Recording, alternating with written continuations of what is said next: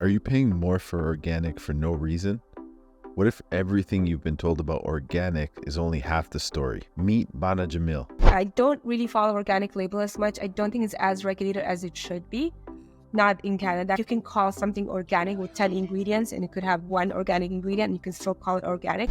A 44-year-old dedicated wife and mom of 3, a full-time respiratory therapist, and anesthesia assistant. Despite her busy life, she makes time to stay fit and live a healthy lifestyle. I recently had an interview with Bana, and in this video, I'll list 7 tips she lives by to stay healthy and strong while finding the time to fit it all in. Tip number 1, stop making excuses. Excuses are like yesterday's. Everybody has one. Bana has a full-time job in a stressful environment, daily traffic, a husband, 3 kids, you name it. She could make the excuse that she doesn't have time or it's too hectic, and she'd be right, but she doesn't.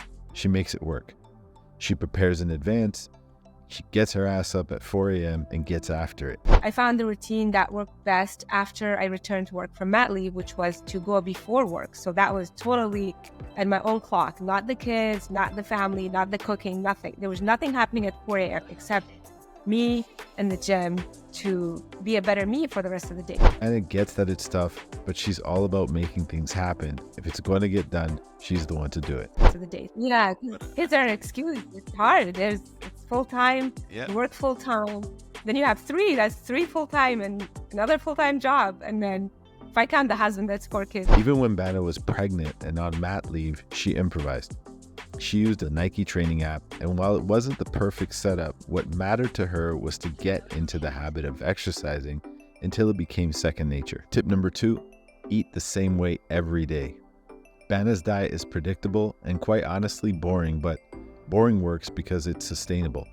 Complicated meal plans at different times are hard to turn into habits. I eat a lot of the same thing most days that I pack food.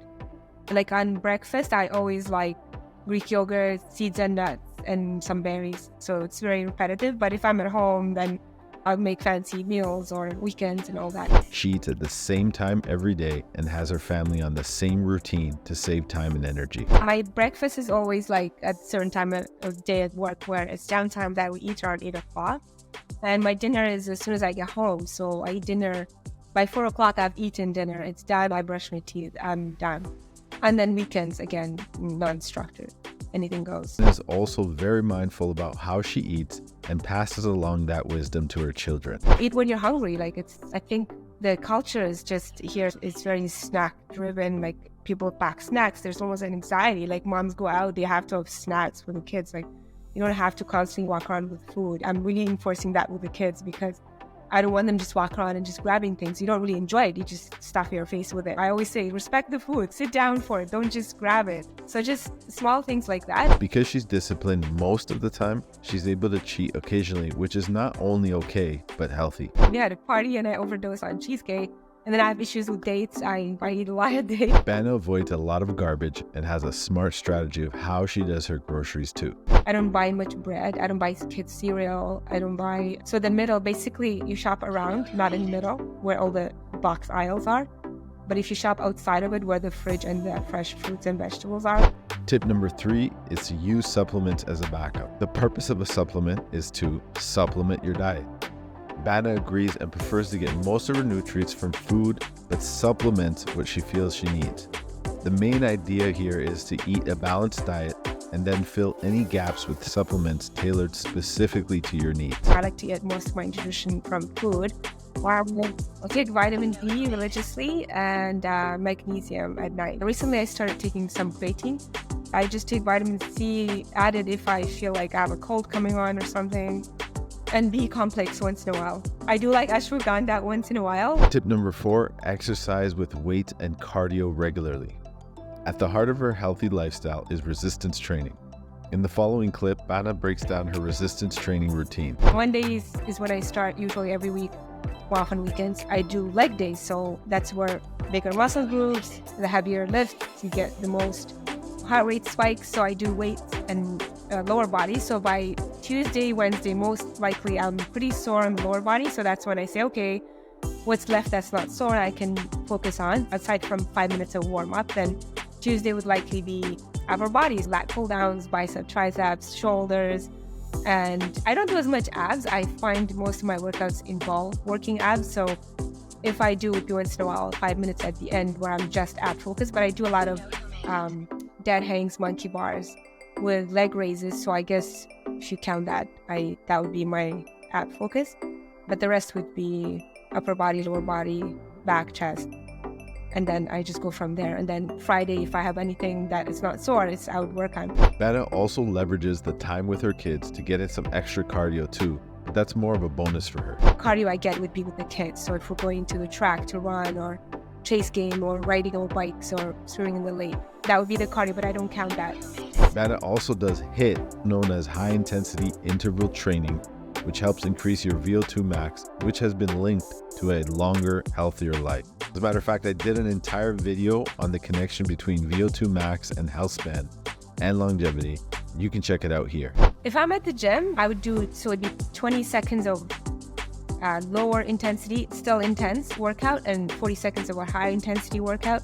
So for example, for someone of my conditioning level, my lower intensity would be a jump rope, for example. So 40 seconds, I would do like a slat push at the gym, push and pull, and then 20 seconds, I would do jump rope. And then I would put in 4 things where I can rotate. And I have an interval timer app that I use with a headset. So it will beep every 40 seconds. And then I jump to the next exercise.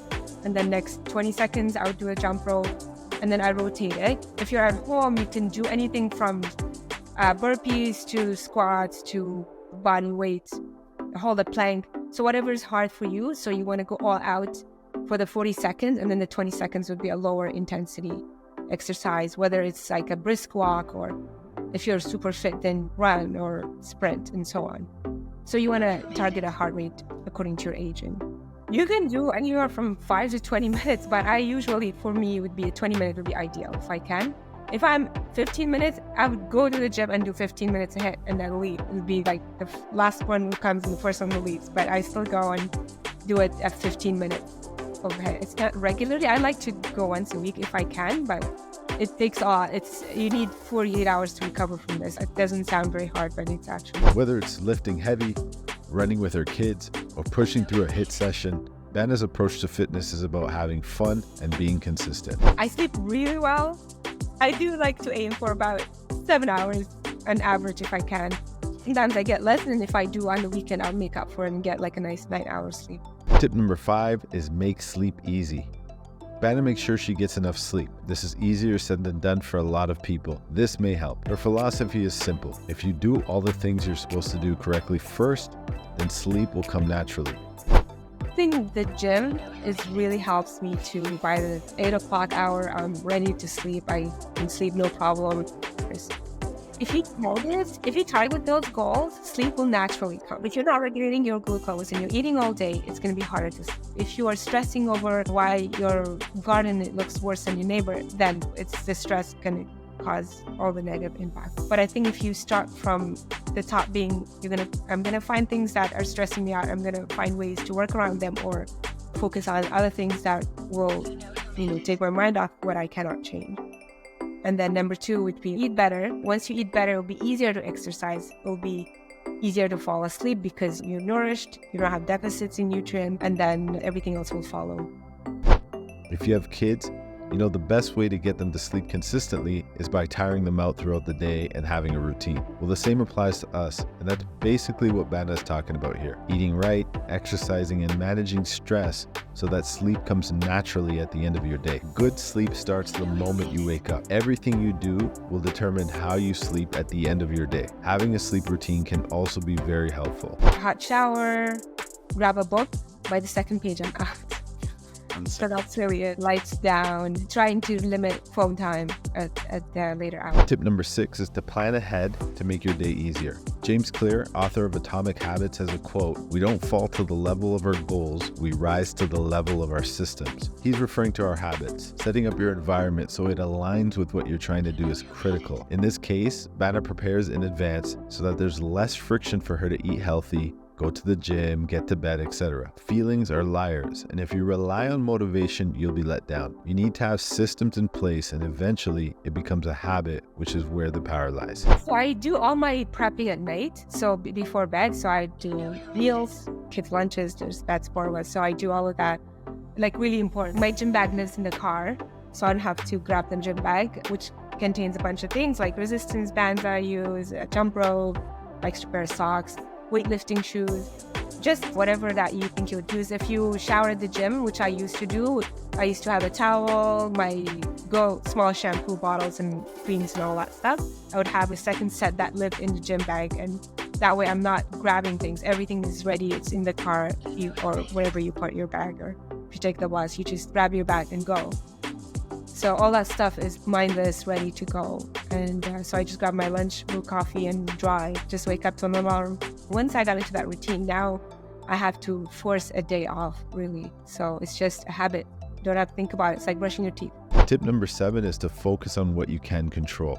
This brings to mind a quote I love by Marcus Aurelius. You have the power over your mind, not outside events. Realize this and you will find strength. In other words, it doesn't make sense to stress about things outside of our control because it won't change anything anyways. We might as well put all of our focus on things we can control. Bana touches on this in the next clip, and she feels it's the most important aspect of staying healthy.